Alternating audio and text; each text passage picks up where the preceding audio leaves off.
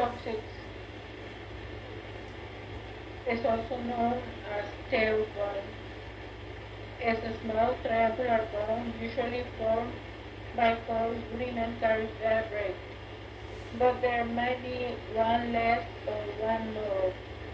The first vestigial vertebrae might be separate. The coccyx is the remnant of the skeleton of the tail, which human embryos have until the beginning of the 8 weeks. The pelvic surface of the coccyx is concave and relatively smooth, and the dorsal surface has rudimentary articular process. The C1 vertebrae is the largest and broadest of all the coccygeal bones. Its short transverse processes are connected to the sacrum. When we say the C1, we're talking about the coccygeal vertebrae. It is the largest and broadest of all the coccygeal bones. Its short transverse processes are connected to the sacrum, and its rudimentary articular process form coccygeal cornua, which articulate with the sacral column.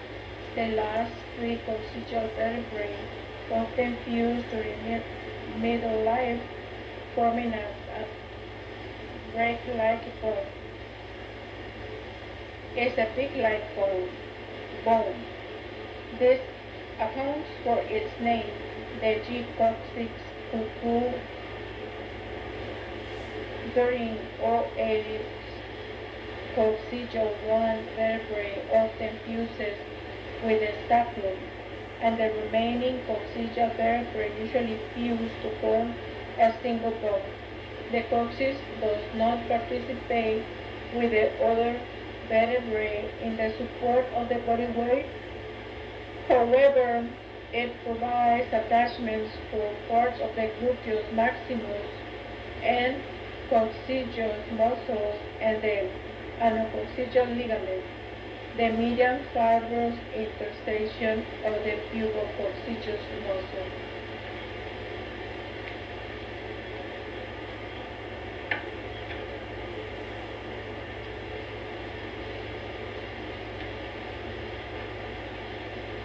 The ossification of vertebrae. The vertebrae begins to develop during the embryonic period as mesenchymal condensation around the notochord. Later, this mesenchymal bone models chondrify and cartilaginous vertebrae form. Typical vertebrae begins to ossify towards the end of the embryonic period, which is like around the 8th week, and ossification continues throughout the fetal period. 3 primary ossification centers develop in each cartilaginous vertebrae, one in the centrum and one in each half of the vertebral arch. At birth, the inferior sacral vertebrae and all the coccygeal vertebrae are cartilaginous. They begin to ossify during infancy. At birth, the halves of the vertebrae arch articulate with the centrum at neurocentral joints, which are primarily cartilaginous joints. Each typical vertebrae at birth consists of 3 bony parts, and the halves of the vertebral arch begin to fuse in the cervical region during the first year, and fusion is usually complete in the lumbar region by the 6th year. The vertebral arch fuses with the centrum during childhood. From around 5 to 8 years, 5 secondary ossification centers develop during puberty in each typical vertebrae, one at the tip of the spinous process, one at the tip of each transfer process, and two annular epiphyses, ring epiphyses, one on the superior and one on the inferior edge of the centrum. The ring epiphyses usually unite with the ventral body early in the adult period. This union results in the characteristic smooth rays marching around the edge of the superior and inferior surface of the body of the vertebra. The body of the vertebra forms mainly from growth of the centrum, the primary ossification center of the central mass of the vertebral body. All secondary ossification centers usually unite with the vertebra by the 25th year. However, the times of their union are variable. Caution must be exercised so that a persistent epiphysis is not mistaken for a vertebral fracture in a radiograph. Exception to the typical ossification of vertebra occurs in C1, C2, and C7. The lumbar vertebrae, sacrum and coccyx. For example, 56 to 58 primary and secondary centers. All ossifications have been described in the sacrum. Take a look in your atlas. The ossification of a typical thoracic vertebrae. Take a look in your atlas, the sacrum and coccyx.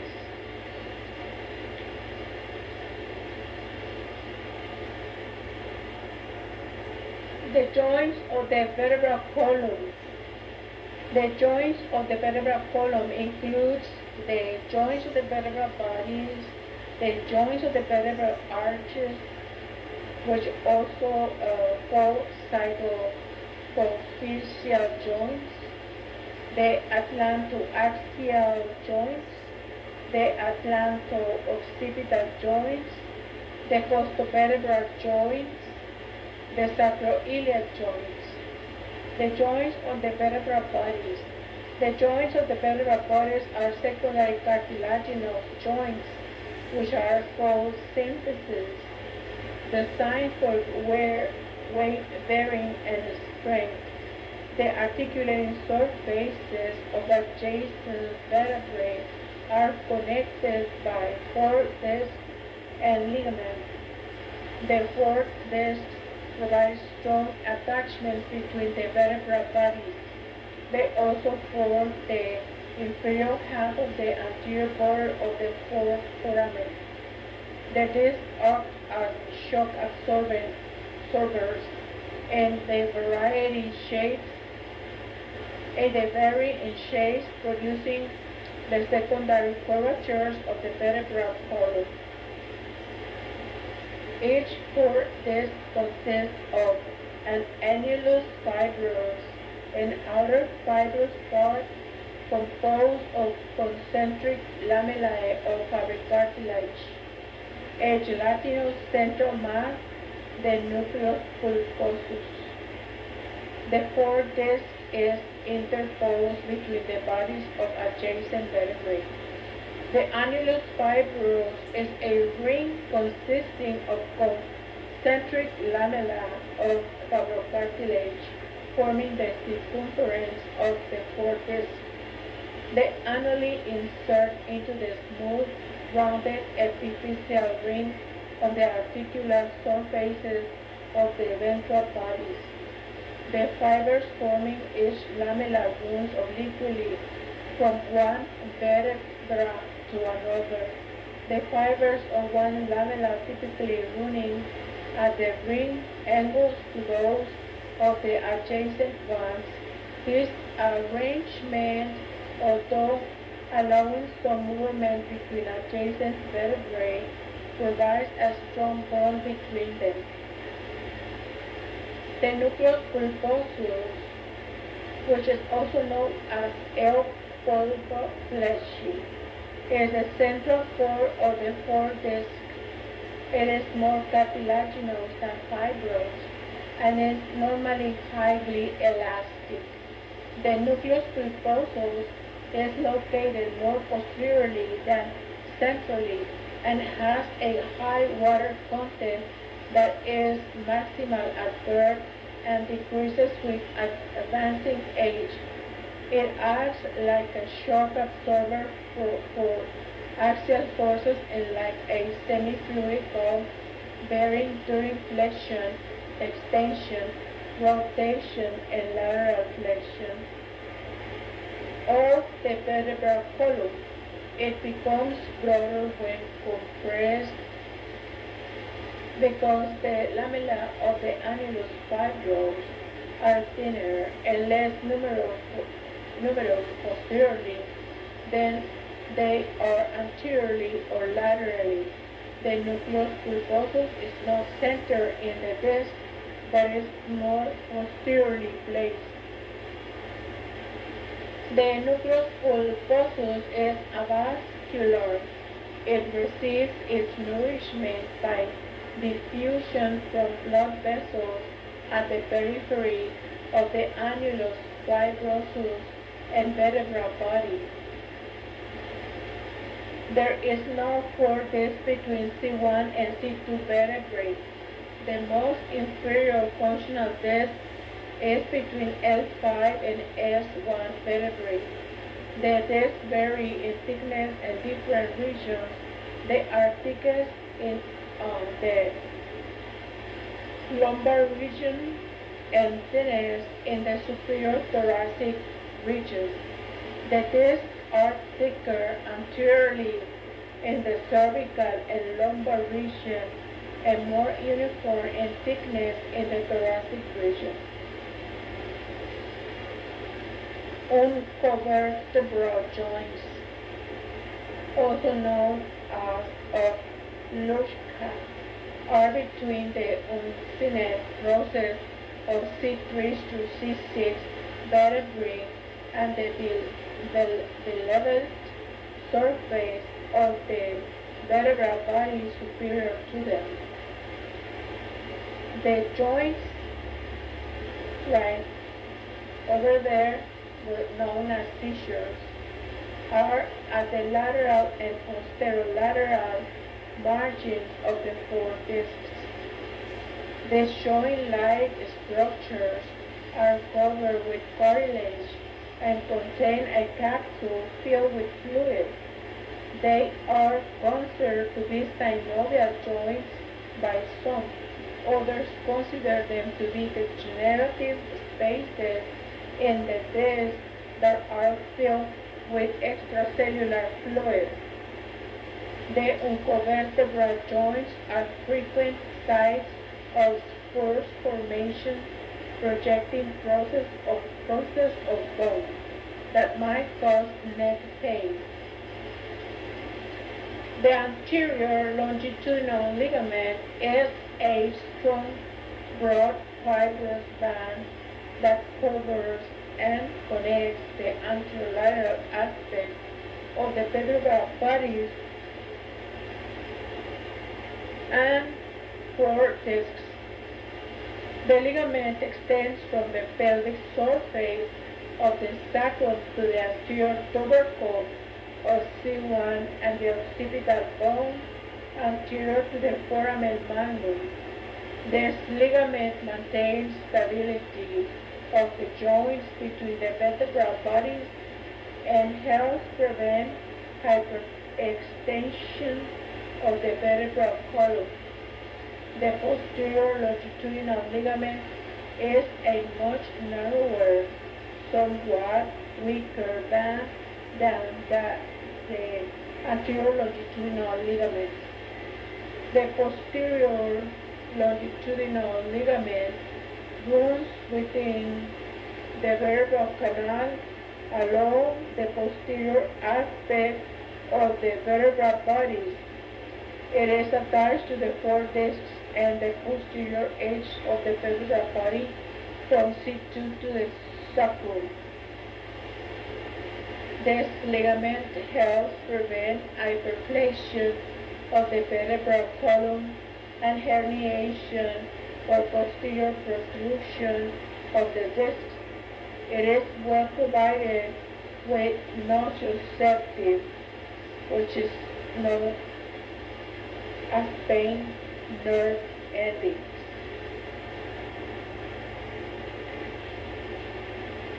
The joints on the vertebral arches. The joints of the vertebral arches are the zygapophyseal joints. Usually called facet joints for brevity. These articulations are plain synovial joints between the superior and inferior articular processes, which is known also as G-zygapophysis of adjacent vertebrae. Each joint is surrounded by a thin, loose articular capsule. Those in the cervical region are especially thin and loose. The capsule is attached to the margins of the articular processes of adjacent vertebrae. Accessory ligaments unite the laminate, transverse processes, and spinous processes and help to stabilize the joints. The zygapophyseal joints permit gliding movements between the vertebrae. The shape and disposition of the articular surfaces determine the type of movement possible. The range or the amount of movement is determined by the size of the foredisc relative to that of the vertebral body.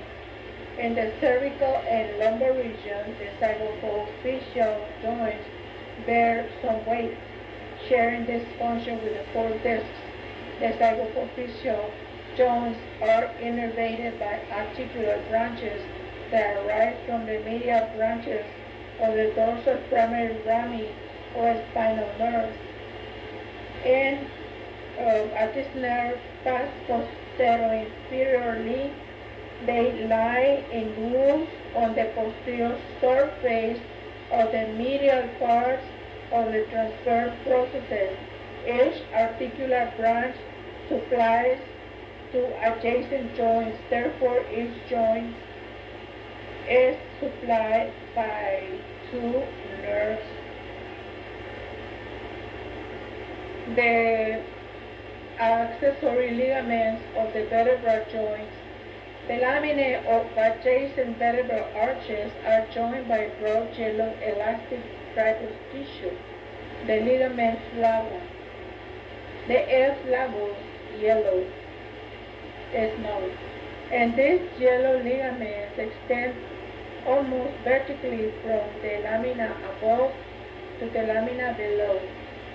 The ligament binds the lamina of the adjoining vertebrae together, forming part of the posterior wall of the vertebral canal. The ligament flava are long, thin, and broad in the cervical region, thicker in the thoracic region, and thickest in the lumbar region.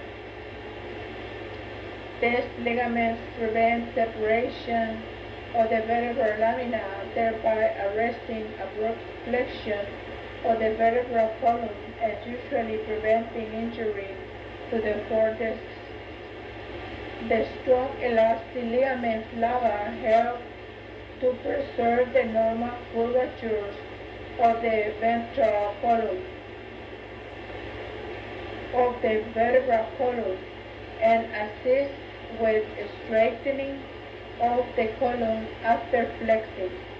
Adjoining spinous processes are united by weak, almost membranous interspinous ligaments and strong fibrous supraspinous ligaments.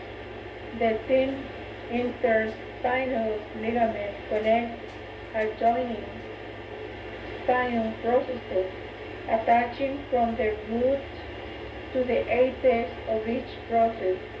The cone-like supraspinous ligament connecting the apices of the spinous processes from C7 to the sacrum merges superiorly with the nuchal ligament,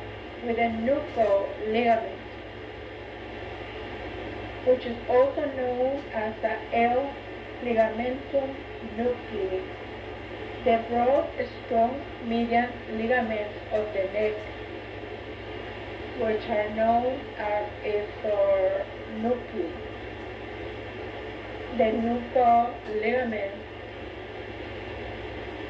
distinct from the interspinous and supraspinous ligaments, is composed of thickened fibroelastic tissue extending from the external occipital tuberance and posterior border of the foramen magnum to the spinous process of the cervical vertebrae.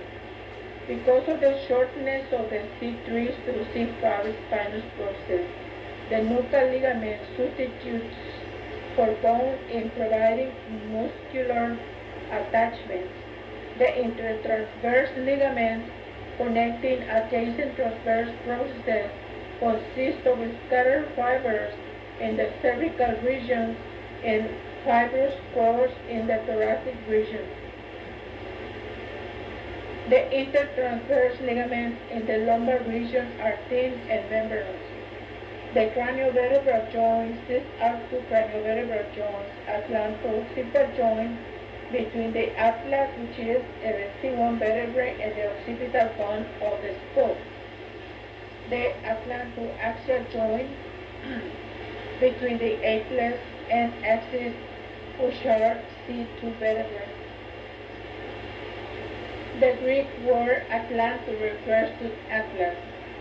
The craniovertebral joints are synovial joints that have no 4 discs. They are designed to give a wider range of movement than in the rest of the vertebral column. The articulation involves the occipital condyles, atlas and axis, atlanto-occipital joints. These articulations between the lateral masses of atlas and the occipital condyles permit nodding of the head, such as the neck flexion and extension, occurring when indicating approval, which are the yes movements. These joints also permit sideways tilting of the movement. The joints also permit sideways the tilting of the head. The main movement is flexion, with a little lateral bending and rotation. They are synovial joints of the condyloid type and have thin, loose articular capsules composed of fibrous capsules lined by synovial membranes. The skull and C1 are also connected by anterior and posterior atlanto-occipital membranes, which extends from the anterior and posterior arcs of C1 to the anterior and posterior margins of the foramen magnum. The anterior membranes are composed of broad, densely woven fibers. The posterior membranes are broad but relatively weak. The atlanto-occipital membranes have to prevent excessive movement of these joints. The transverse ligament of the atlas is a strong band extending between the tubercles on the medial aspects of the lateral masses of C1 vertebrae. It holds the dens of C2 against the anterior arc of C1, forming the posterior wall of a socket for the dens. Vertically oriented superior and inferior longitudinal bands pass from the transverse ligament to the occipital bone superiorly and to the body of C2 inferiorly. Together, the transverse ligament and the longitudinal band form the cruciate ligament, which is also known as the formerly the cruciform ligament, so named because of its resemblance to a cross. The alar ligaments extends from the sides of the dent to the lateral margins of the foramen magnum. This short, rounded course, approximately 1/2 centimeters in diameter, just smaller than a pencil, attach the screw to C1 vertebrae and check rotation side-to-side movement of the head when it is turned. The tectorial membrane is the strong superior continuation of the posterior longitudinal ligament across the central atlant to axial joint throughout the foramen magnum to the central floor of the cranial cavity. It runs from the body of C2 to the internal surface of the occipital bone and covers the alar and transverse ligaments. The atlantoaxial joints. There are 3 atlantoaxial articulations, 2 lateral atlantoaxial joints and 1 median atlantoaxial joints. These synovial joints are between the inferior faces of the lateral masses of C1 and the superior faces of C2 and between the dents of C2 and the anterior arch of the atlas. Movements, mainly rotation at all 3 atlantoaxial joints, permits the head to be turned from one side to side, and occurs when rotating the head to indicate disapproval, the no movement. During this movement, the skull and C1 rotate on C2 as a unit. Excessive rotation at this joint is prevented by the alar ligaments. During rotation of the head, the dent of C2 is the axis or pivot that is held in a socket or collar form by the anterior arc of the atlas and the transverse ligament of the atlas. The articulation of the dents of C2 with C1 central and atlantoaxial joints is thus described as a pivot joint, whereas the C1 / C2 zygophysial joints, which is known as lateral atlantoaxial joints, are gliding type synovial joints. Movements of the vertebral column. The range of movement of the vertebral column varies according to the region and the individual.